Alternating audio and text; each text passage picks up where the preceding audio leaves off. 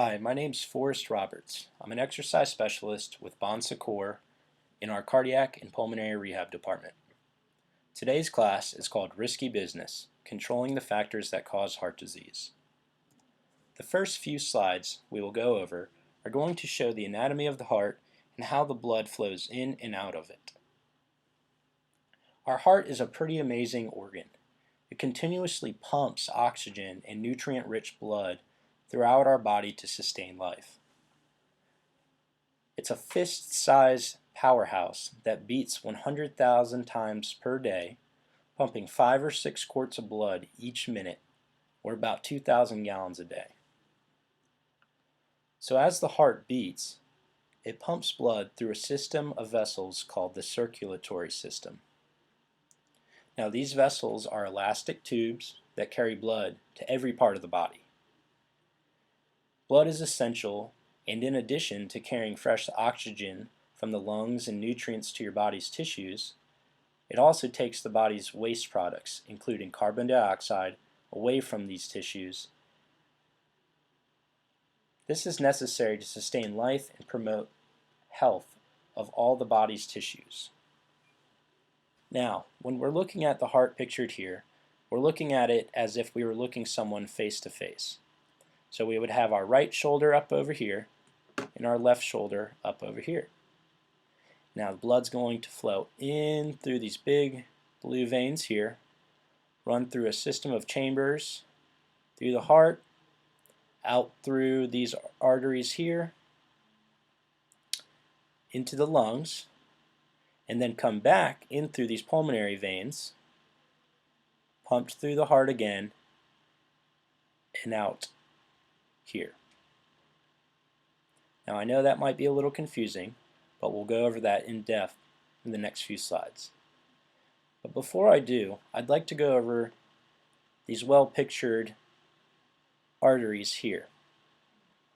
Now, when a doctor talks about blockages in your heart, they're not talking about these chambers and veins and arteries. They're talking about these small hair-like ones on the heart. So when you have a blockage, let's say it's right here where this split is, blood is reduced from flowing into these lower portions of the heart. And if that's happening, the heart isn't able to work as properly. So the heart will start to stiffen all this muscle down here, harden up, and basically die off, reducing the body's efficiency. Here we have the heart pictured from behind, or the posterior view. So as if we were standing behind someone looking at their back. So again, we have these large blue veins here where blood's going to flow in from the lower part of the body and flow in from the upper part. And it will go through all these chambers of the heart, out of these pulmonary arteries here, which lead to the lungs. The blood is then enriched with oxygen. It's going to come back in through our pulmonary veins here, and then pumped out through the aorta into the body. And just so you can see the backside of the heart, we have those hair-like artery and veins again that can be blocked and oftentimes require stents to be placed. And here's a simple picture of blood. The blue representing deoxygenated blood going to the veins, comes back in, and the red representing oxygenated.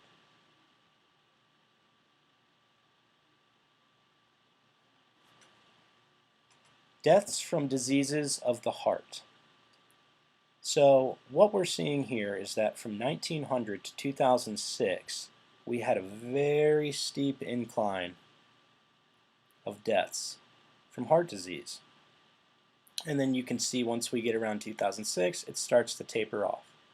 Well, this comes from a number of things, including fast food, convenience of ordering takeout, to poor diets, and people just basically becoming less physical in their day-to-day life. If you think about it in reality, we don't have to leave our couches to order anything nowadays. We can virtually have someone deliver it to our doorstep. This slide shows cardiovascular disease, CVD, mortality trends for males and females from from 1979 to 2006. So as you can see on the left part of the chart, it stays pretty steady with male and female, the trends.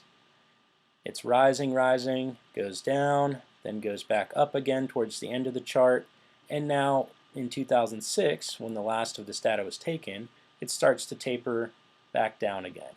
And again, that comes from advances in science and people, becoming more aware of what's happening to their body and knowledgeable about these diseases. Now this slide here is showing age-adjusted death rates for coronary heart disease, stroke, lung cancer, and breast cancer for white and black females. You can see very specifically here that African American women tend to be higher with these death rates in all the categories except lung cancer. So you can see here coronary heart disease, stroke, lung cancer, and breast cancer.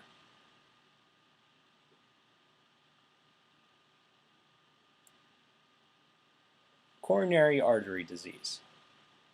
So this is a slowly progressive process that is the gradual thickening of inner arterial walls. In this picture here to the right, you can see where these stages of atherosclerosis are taking place. And as these fatty cells build up and plaque begins to form, you can see how constricted these veins get. So if our arteries are narrowing, we begin to experience something that's called angina or even heart attacks, which is the lack of blood flow to the heart muscle, or ischemia.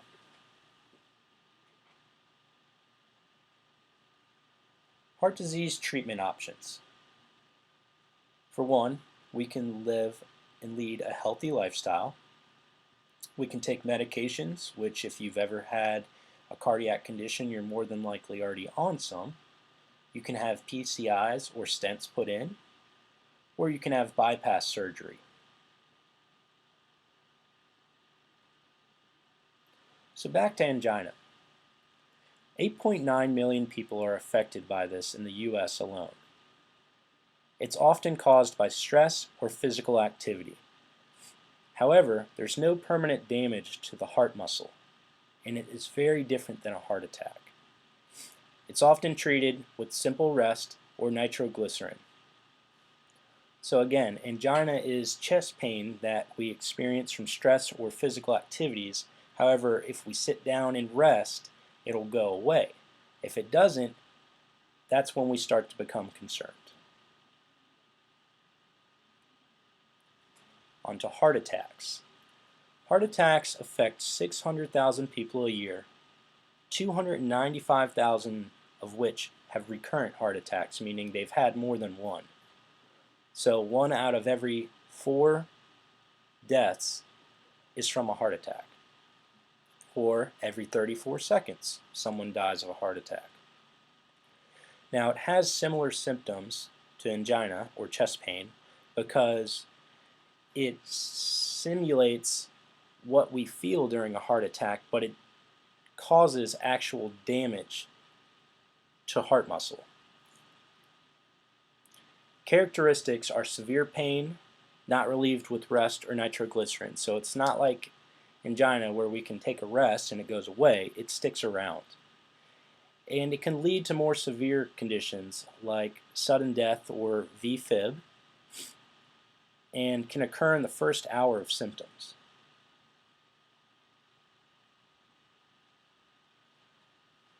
So watch for the signs. Now, these are signs that have been deemed most common in men and most common in women. However, no two people are going to have the same symptoms always. They can have any combination of symptoms. You can have discomfort or tingling in the arms, back, neck, shoulder, or jaw, chest pain, shortness of breath, sudden dizziness, heartburn feeling, cold sweats, unusual tiredness, nausea, or vomiting.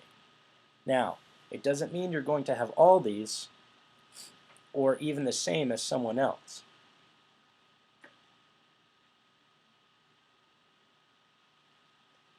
Coronary artery disease. So, what we're looking at here is plaque building up in an artery, which eventually leads to angina. And if that goes without being dealt with, it could even cause a heart attack. So plaque cracks and a blood clot blocks the artery.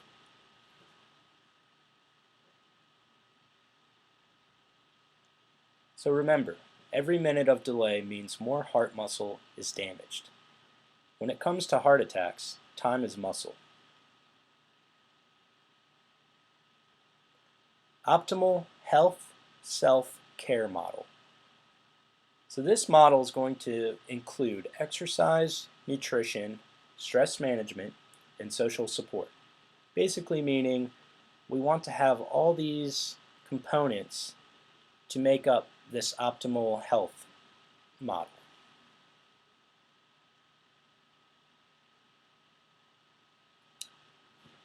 Here's another example of our overall health and how reducing any one of these three, you can see the overall health is tilting towards one side.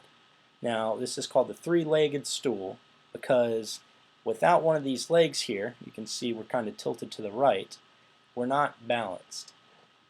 So we want to make sure we're taking our medications. We can deal with our diagnoses with surgery, but also self-care. So simply being in cardiac rehab and mindful of your body is included in self-care.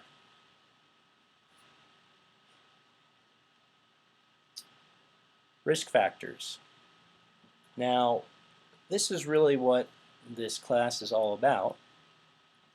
We're going to go over risk factors that can and cannot be changed. First, we'll go over the ones that cannot be changed. So your age.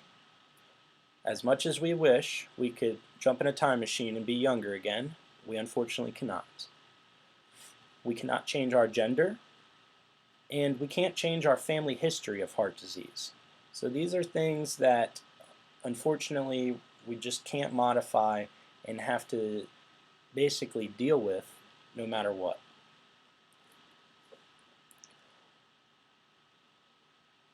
Now, risk factors that can be changed.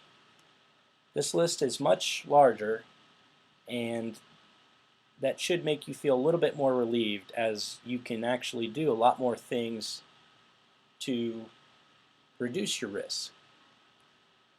So, physical factors. We have smoking, high blood pressure, cholesterol levels, our inactivity, diabetes, obesity, and then we have psychological factors, anger and hostility, depression, and social support. So smoking, we can choose to smoke or not smoke. We can control high blood pressure, cholesterol with medications and diabetes. And we can control our inactivity and obesity with exercise and other ways that will reduce these factors. And then anger and hostility. We have ways to deal with anger and hostility, which can lead to depression, and we can increase our social support to also combat with these symptoms. First we'll go over is smoking. It's the single most preventable cause of death in the U.S. So it's responsible for 1 out of every 5 deaths each year. 37% of the adult population smokes, and it usually takes them 3 to 4 times to quit. So oftentimes people will get discouraged if they don't quit the first time, but in reality it can take up to 3 or 4 attempts just to, finally knock it. Benefits of quitting. 3 years after quitting, your risk of heart disease is almost the same as if you'd never smoked. That's a pretty intense fact, and if you have any questions about this statement, feel free to ask your cardiac nurse. She'd more than likely be able to answer any questions you had about it, but it is very important to understand this.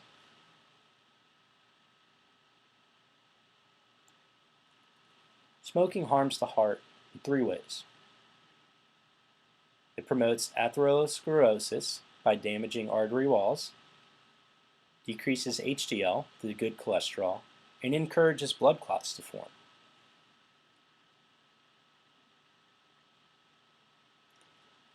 Here's a little cartoon showing our risk if we smoked. We've got over 1 pack a day showing high risk, 4 cigarettes to 1 pack, risky, and a non-smoker, you're at very low risk for heart disease. High blood pressure. Now this is a risk factor for both heart disease and stroke. It affects 78 million Americans and is often known as the silent killer because there are no symptoms. You just simply don't feel the symptoms of high blood pressure. It's also known as hypertension, and the ideal blood pressure is less than 120 and less than 80, not either or, but less than both. This chart here is a nice in-depth showing of blood pressures and the normal, elevated, and hypertension stages. And again, you can see our normal level is typically considered less than 120 and less than 80. Elevated is anywhere above this. And then we go into high blood pressure, 130 to 139, or having a diastolic, the bottom number, 80 to 89.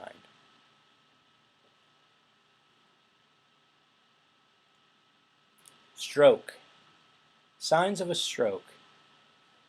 Weakness in an arm, hand, or leg. We can have numbness in one side of the face or body, loss of vision out of one eye, difficulty speaking or slurred speech, dizziness, loss of balance, or severe headaches. Now, the major difference between a stroke and a heart attack is that these all come on very suddenly. So when thinking of a stroke, we would like to apply the acronym FAST. F for face, does the face look uneven? A for arm, or does one arm drift down, so you can have someone try to lift both their arms up, and if one doesn't follow the other, that could be a sign. Speech, does their speech sound strange? You could ask them to repeat a simple sentence to you. And also time. It's time then to call 911 immediately.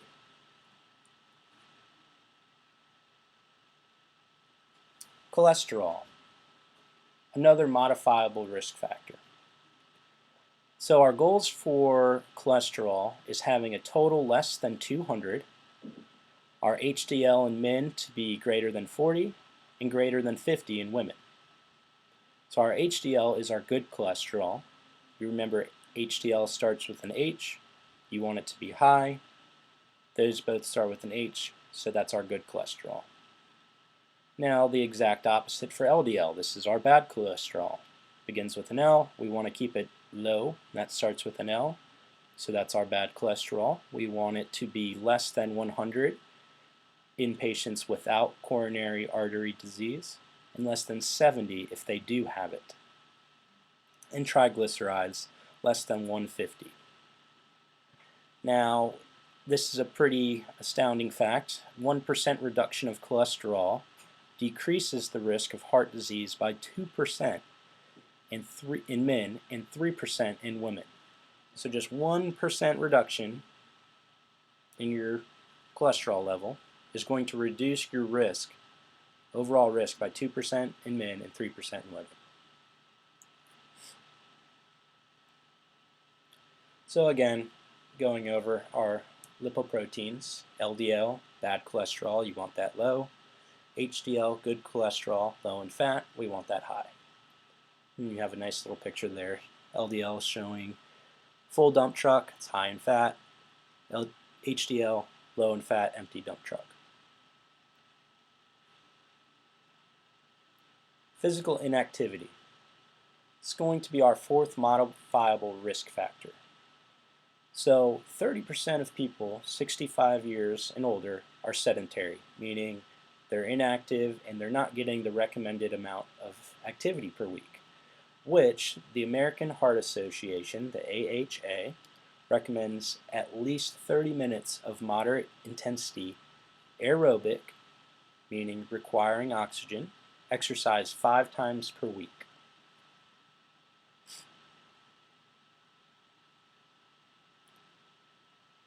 Funny little quote, if exercise could be put in a pill, it would be the most widely prescribed medicine in the world. And the truth is, there's many ways to exercise that don't have to be time-consuming or dreadful, and our staff would be more than happy to go over these with you. Diabetes. So diabetes is elevated glucose levels. So our pancreas is not producing enough insulin for the cells to use the glucose. And when we have diabetes, it's increasing our risk of heart disease, neuropathy, kidney, eye disease, and amputations. So our blood glucose levels, what we typically want for our fasting or when we wake up in the morning, is 80 to 110, and our overall A1C to be between 4.8 and 6.0. Obesity.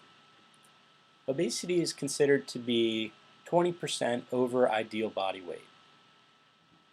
When we're obese, we're increasing our risk of hypertension, which is HTN, diabetes, heart disease, stroke, cancer, and arthritis. 69% of the U.S. population is overweight as of January 2015 compared to only 25% in 1990. That's a very large number.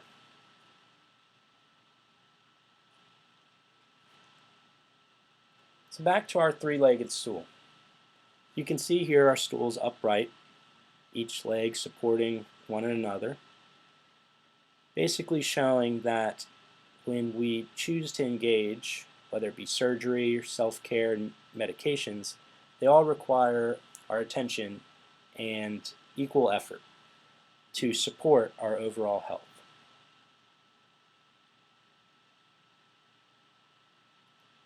And this is just a list of our resources. If you'd like further information, you can ask your cardiac nurse in the clinic, and we'd be happy to give that information to you. Thank you for listening, and I hope you have a wonderful rest of your day.